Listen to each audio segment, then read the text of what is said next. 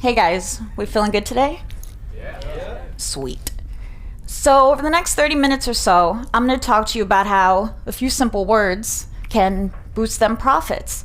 Because as Phil touched on, I know a lot of us are in the space of choosing products, getting custom products created, but how do we really convey what's cool about our product to our customer? And I'm going to show you through keyword choices how simple that can actually be. I'm Laura, as Phil said, and I write copy.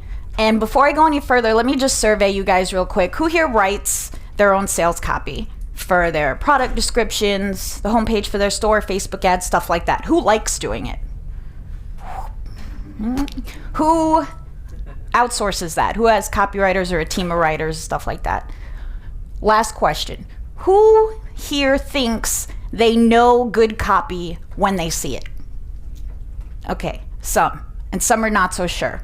So whether or not you write your copy yourself or if you hate doing it and you're going to outsource it forever, I still want to give you the tools so that when you look at something that gets handed back to you, you can know this is good enough to run or it's not. There's some key indicators that you'll have. So real quick, what is copy? It's the words that sell your products. It's also the deeper messaging that brings customer loyalty. So even things that aren't direct pitches, right? Relevant content, about us pages, stuff like that. And most importantly, copy is not nearly as hard as it seems. Because I know that feeling that can come over you when you have to write something and the cursor's blinking in your face and you feel like you have no idea what to say. That's what we're going to overcome today.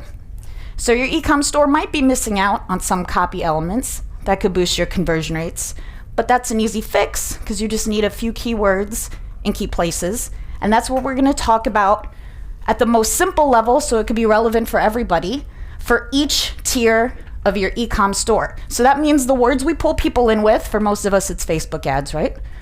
The words we court and sell them with, the different pages on your website, right? Product pages, checkout pages, and so on. And then we'll power up the words of your long-term relationship, which is your autoresponder sequence. Okay? So here are some power-ups for your Facebook ads. One, your headline, which is this part right here. Especially if you're launching something new and you're not sure where to start, try for a 5-word or less headline. You see, it's really popular. And then the other thing I want you to try to do, and this is going to help you decide what 5 words you're going to say here, communicate one message throughout.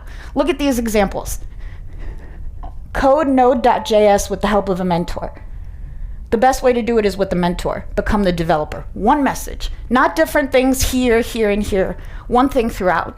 So when you're launching a new campaign and you're wondering, well, what's the goal of this? Do I want people to sign up? Do I want them to go ahead and start buying everything? That's the one message you communicate in your Facebook ad with your 5-word headline and so on. This is like minimal copy, but these ads are very effective. You also want to be using personal words, which are you, are, I, we. Here's an example from Shopify itself. Facebook is a lot more valuable than you think. Build your store on FB. That creates a personal connection because even though thousands, hundreds of thousands of people go on to see this ad, you're still talking to the one person that's looking at that ad right now, always. So please don't forget about that stuff. Some other important considerations for your first contact ads, which are normally Facebook ads in our case. Consider calling out who you're talking to. Stuff like, hey cat lover, or hey you in the Sunshine State. I know a lot of people will check the analytics of their ads and see, oh crap, we're selling a ton of product in California. And then they'll create a new ad campaign just for California. So take advantage of that and call them out. And when you do a little nickname for the Sunshine State, it just shows a bit more character, right? And of course we got our you, our power word in there as well. Also consider, what experience do 2 friends in this niche share? That's what you want to talk to people about. You're not going to ask them to necessarily buy stuff up front, but when you communicate in this way, you feel a relationship. Star buys everything. That's how I type to my friends, and they're targeting me and they hit it dead on, right? So I think it's cute. And of course it's the same harmonious message throughout the ad. You want to make sure to ask for something little with, of course, an implication. And I'll talk about both of these at once. Easy yes questions. Nothing huge up front, but are you curious to learn how I was able to quit my day job? Pretty much everybody would say yes to that.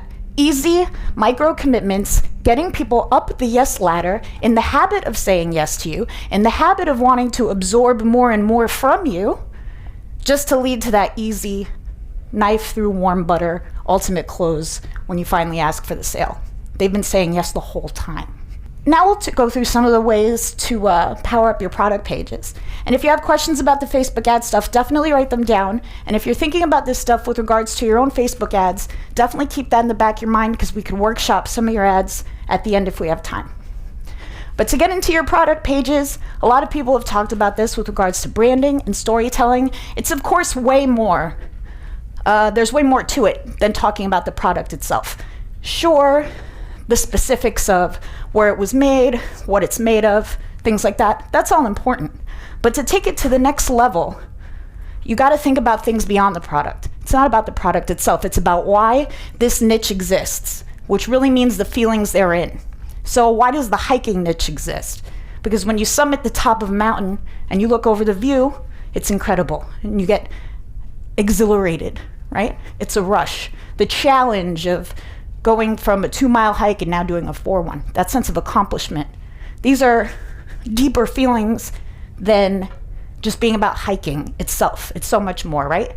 Personal accomplishment, beauty of nature, so on and so forth.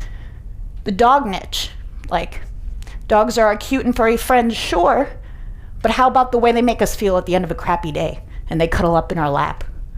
Or the commitment that we've made to take care of them. That gives us a sense of fulfillment and responsibility. So it's way more than just a little t-shirt with a cute line about a pit bull. When somebody's buying into that and you tell them they're buying into something larger than that, they're way more amped about it. So the reasons why your niche exists trickle into the reasons your brand exists, and then into the reason this product exists. And this could be as simple as one extra sentence on your product pages. It's not complicated. I'm going to show you an example in a second. So as we said, it's not about the product, it's about the feels.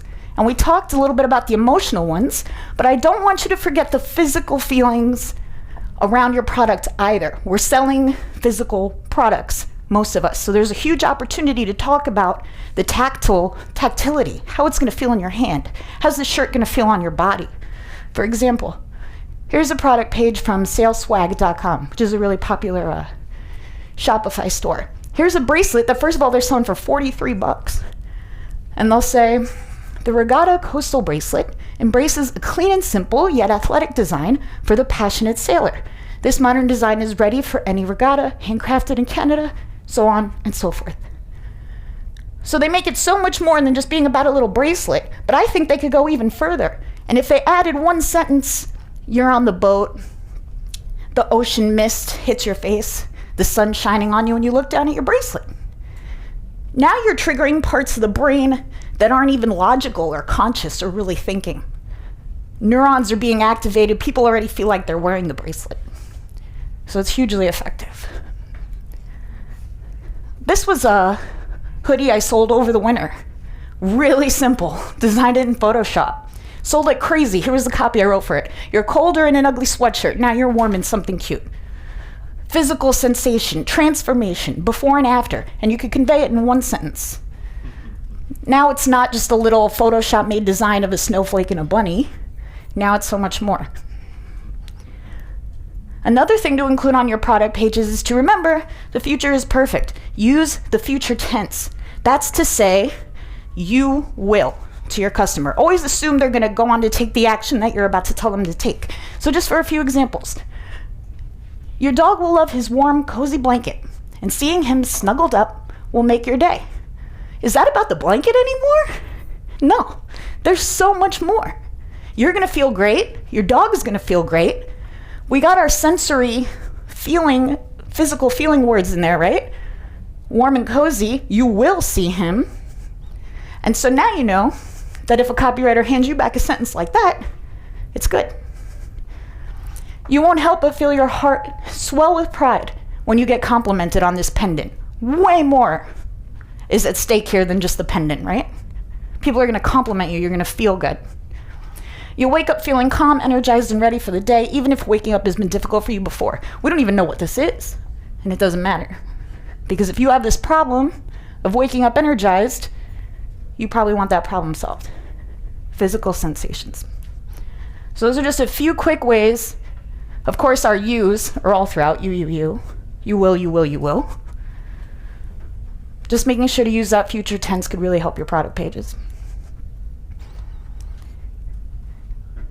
That good so far? Everybody feeling this stuff? Sweet. So now I'll talk a little bit more about your long-term relationship, which is your autoresponder sequence. Who has autoresponders set up for every new customer they get? Ready to go. Who wants to? Who knows that they need to do this? Has writing the emails been one of the things that are holding you back? The actual act of writing them or getting them written or knowing that they're good enough to run? I'm going to try to give you a solution. The most powerful autoresponder power-up I could give is to organize and plan it. There are a lot of different funnels we could create, or autoresponder sequences, I should say, that we could create based on different actions. A lot of us have spoken about them today. But in case that overwhelms you, I want to give you a sequence that you could use for every new lead you get, every new customer you get, whatever you want to do. If you want to cross-sell them something, if you want to upsell them something, if you want them to make their first purchase with you, here's a sequence you can use. 10 new emails you could send every new customer or lead. 10? Laura, you're going to make me write 10 emails? No, I'm not going to do it. I'm going to make it easy. Look.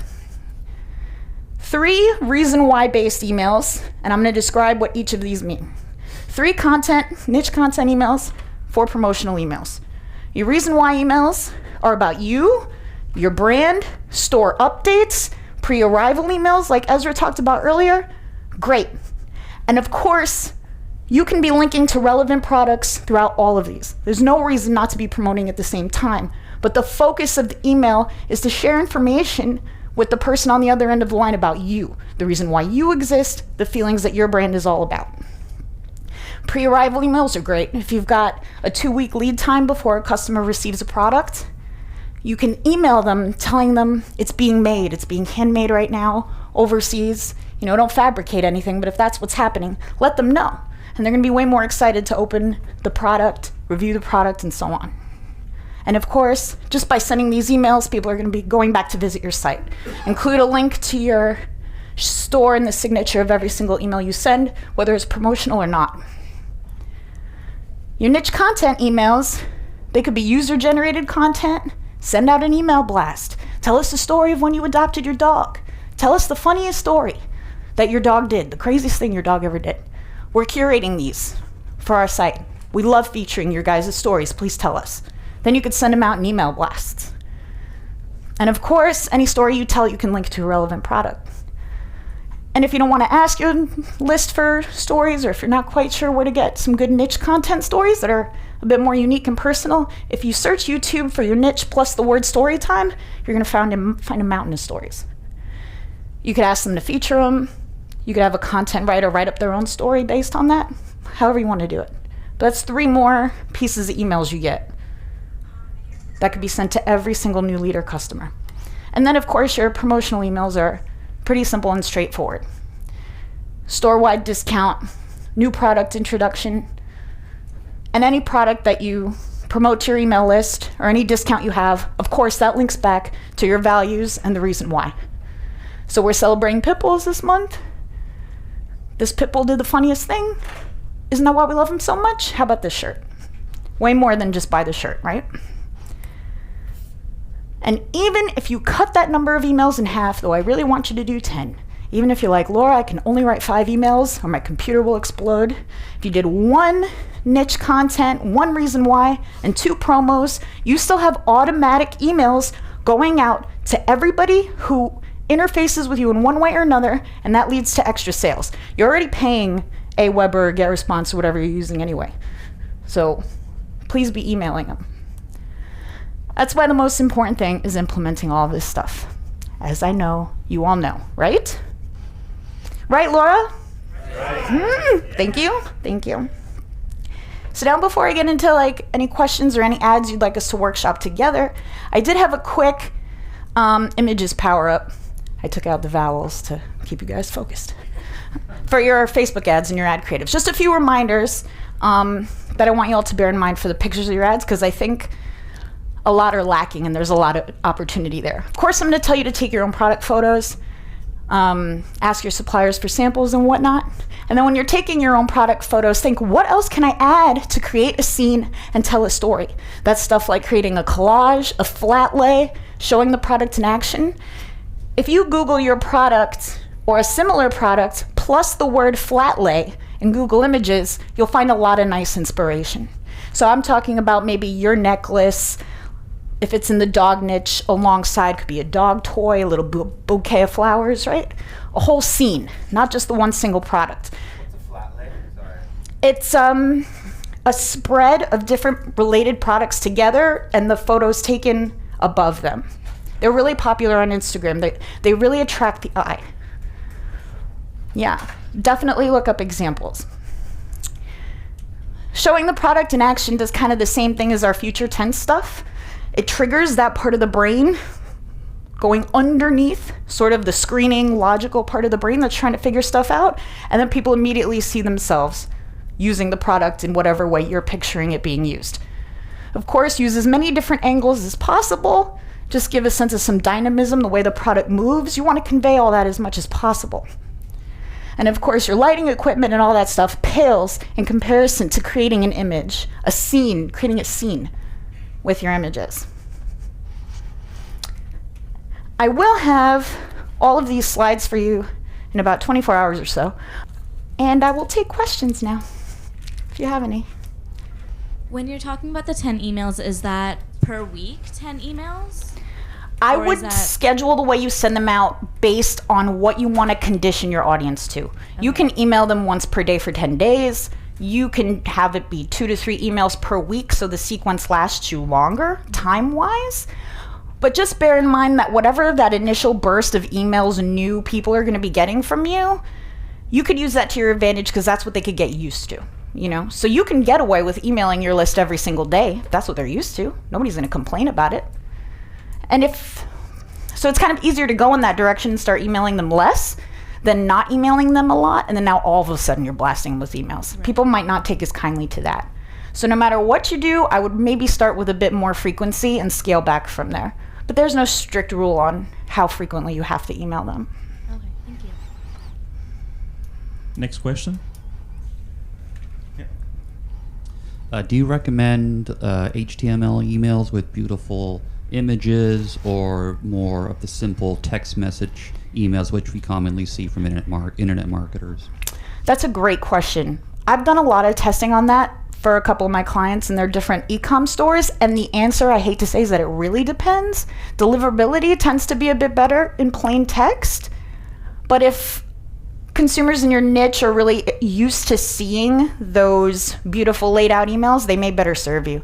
I would suggest to first test it. When I started running emails in one of the e-com stores I'm partnered with, our deliverability tanked when we switched to HTML beautiful emails.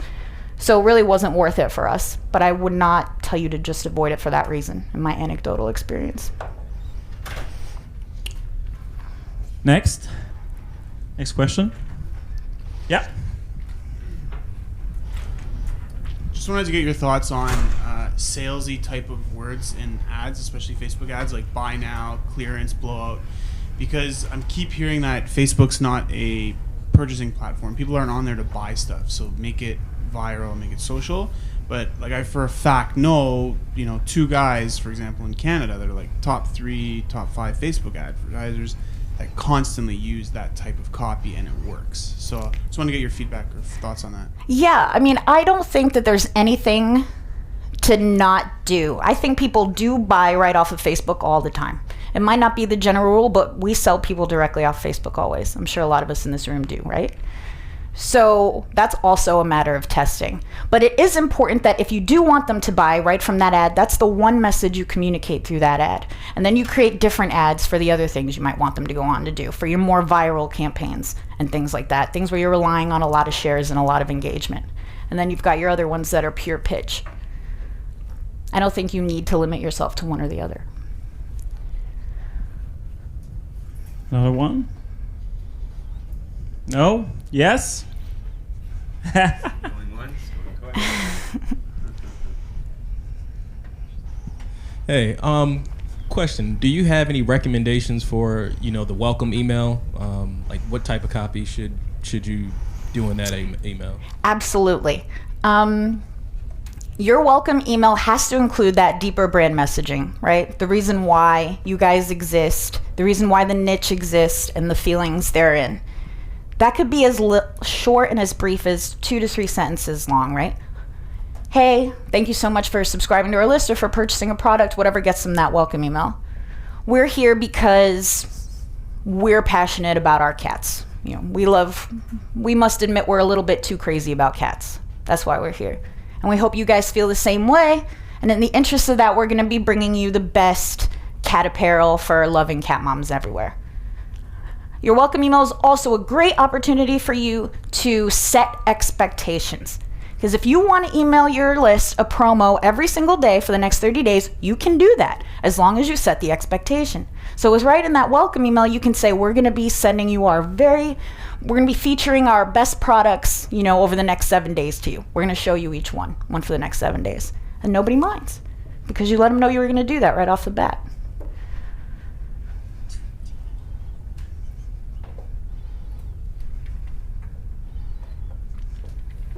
How about including price in the ad? It's another thing you got to test. I mean, one of the reasons I like including price in the ad is because we're getting clicks from people who know the price. Whereas otherwise you might get clicks from people who just want to see the price and then they're not going to buy and it's costing you. But at the end of the day, to see which brings you a better ROI, you got to test it, because there's some cases in my experience where I've been surprised by not including the price, that doing better in the long term. But philosophically, I like to include the price for that reason. Other questions? No? Guys, give yourselves a big hand for finishing the first day of I Am Summer Camp. Yeah. Amazing. Thank you very much, Laura. Thank you very guys. much. It was a pleasure. YouTube thinks it knows you super duper well. They think you know which video you should watch next. Click over and see if they were right. I'll see you over there.